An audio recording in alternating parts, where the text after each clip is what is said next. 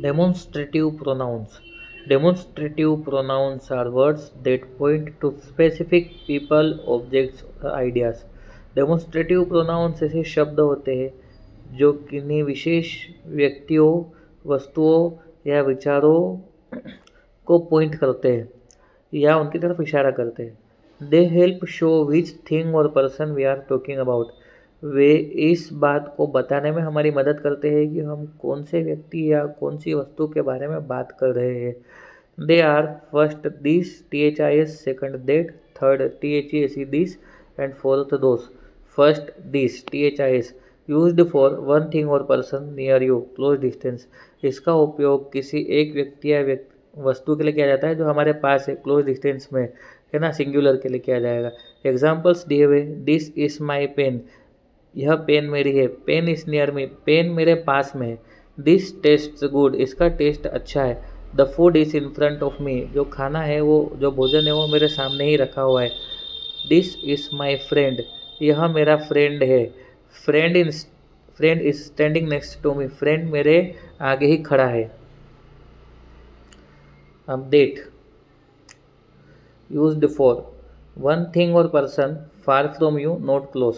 तो डेट का उपयोग किसी एक वस्तु या व्यक्ति के लिए किया जाता है और वह हमसे दूर है, हमारे पास में नहीं है, ऐसी चीज़ की तरफ इशारा करने के लिए हम डेट का उपयोग करते हैं। एग्जाम्पल्स दिए हुए, डेट इज योर बैग, वह तुम्हारा बैग है। Bag is across the room, bag जो है वो रूम के उस पार है। डेट लुक्स ब्यूटीफुल, वह सुंदर दिख रहा है, वह सुंदर दिखता है। तो ऑब्जेक्ट इज फार अवे, जिस चीज़ के बारे में हम बात कर रहे हैं वो बहुत दूर है और हम उसकी तरफ दूर से देख के इशारा कर रहे हैं कि बहुत अच्छा दिख रहा है। डेट इज माई स्कूल, वह मेरी स्कूल है। Poynting at a distant building, किसी दूर जो बिल्डिंग है उस बिल्डिंग की तरफ हम इशारा करके बता रहे हैं कि वह मेरी स्कूल है। अब THESE दिस का उपयोग कहाँ किया जाता है? Used for many things, people, plural, plural के लिए किया जाता है, दो या दो से अधिक लोगों या वस्तुओं के लिए किया जाता है। और नियर यू, क्लोज डिस्टेंस, हमारे पास में है, हमारे क्लोज डिस्टेंस में है, ऐसी चीज़ों के लिए हम THESE दिस का उपयोग करते हैं। एग्जाम्पल्स यहाँ पर दिए हुए हैं, दिस आर माई कीस, यह मेरी चाबियाँ है। Keys are in my hand, चाबियाँ मेरे हाथों में है। अब चाबियाँ प्लूरल फॉर्म में है, इसलिए यहाँ पर हमने THESE दिस का उपयोग किया है। दिस टेस्ट स्वीट, इसका स्वाद मीठा है। तो ईटिंग ग्रेप्स नियर बाई, हम जो है वो हमारे पास में रखे अंगूर खा रहे हैं और उसके बारे में बता रहे हैं कि दिस टेस्ट स्वीट, और ग्रेप्स जो है वो प्लूरल फॉर्म में, इसलिए हमने THESE दिस का यूज़ किया। दिस आर योर बुक्स, दो या दो से अधिक किताब रखी है, इसलिए यहाँ पर बोला गया है यह तुम्हारी किताब है, THESE का दिस का यूज़ किया गया है। Books are on the table near you, जो बुक्स है वो तुम्हारे पास में जो टेबल रखी है उसके ऊपर रखी हुई है। ठीक है। अब those used for many things और people, plural, far from you, not close. तो प्लूरल फॉर्म वाली वस्तुओं या व्यक्तियों के लिए हम दोष का उपयोग करते हैं और जो हमसे दूर है, हमारे पास में नहीं है, उनके लिए हम दोष का उपयोग करते हैं। Examples, those are my shoes, वह मेरे जूते हैं। Shoes are far away, shoes हमसे बहुत दूर है और प्लूरल फॉर्म में, इसलिए हमने दोष का उपयोग किया। दोस लुक ओल्ड, वह पुराने दिखते हैं। पॉइंटिंग एट डिस्टेंट हाउसेस, जो दूर घर है, जो हमसे बहुत दूर है, उनके तरफ इशारा करके हम बोल रहे हैं। अब यहाँ पर सिंपल ट्रिक दी हुई है रिमेंबर करने के लिए। डिस्टेंस, सिंगुलर, प्लूरल, मतलब कौन से डिस्टेंस के लिए सिंगुलर में कौन सा डेमोन्स्ट्रेटिव प्रोनाउन यूज़ होगा और प्लूरल में कौन सा डेमोन्स्ट्रेटिव प्रोनाउन यूज़ होगा। तो यदि डिस्टेंस नियर है यानी पास में है तो हम सिंगुलर के लिए दिस का उपयोग करेंगे और प्लूरल के लिए THESE दिस का उपयोग करेंगे और सिंगुलर के लिए THIS दिस का उपयोग करेंगे ना।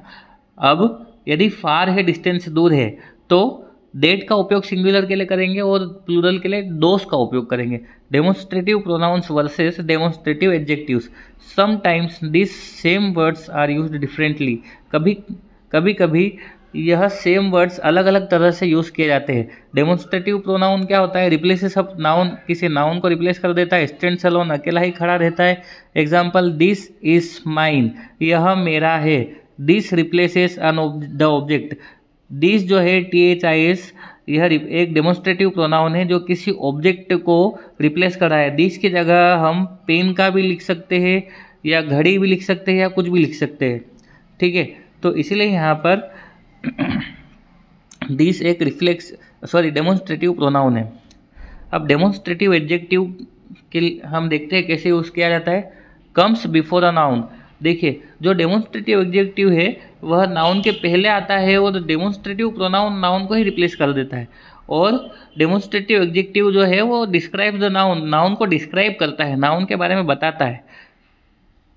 एग्जाम्पल दिया हुआ है, दिस बुक इज माइन, यह किताब मेरी है। This describes the noun book, है ना। तो यह जो दिस है यह एक डेमोन्स्ट्रेटिव एडजेक्टिव है जो यह बता रहा है कि हम कौन सी किताब के बारे में बात करें, तो हमने उस किताब की तरफ इशारा किया है कि इस किताब के बारे में हम बात कर रहे हैं, यह किताब मेरी है। तो यह फ़र्क है डेमोन्स्ट्रेटिव प्रोनाउन और डेमोन्स्ट्रेटिव एडजेक्टिव के बीच में। डेमोन्स्ट्रेटिव प्रोनाउन नाउन को रिप्लेस कर देता है, डेमोन्स्ट्रेटिव एडजेक्टिव नाउन के पहले आता है। बुक नाउन है और उसके पहले डेमोन्स्ट्रेटिव एडजेक्टिव दिस आया। मोर हेल्पफुल एग्जाम्पल्स दिए हुए, this is amazing, I don't like that, this are fresh, those were expensive, ये एग्जाम्पल्स दिए हुए। इन शॉर्ट यदि हम देखें, demonstrative pronouns point to things and tell us if they are. तो डेमोन्स्ट्रेटिव प्रोनाउंस क्या करते हैं कि चीज़ों की तरफ इशारा करते हैं और हमें बताते हैं कि वह हमारे नियर या फार है और वन या मेनी है, मतलब कि हमारे पास में है या दूर है। इससे हम ये पता कर सकते हैं कि डेमोन्स्ट्रेटिव प्रोनाउंस के थ्रू कि कोई भी चीज़ हमारे पास में है या दूर है या फिर सिंगुलर है या प्लूरल है।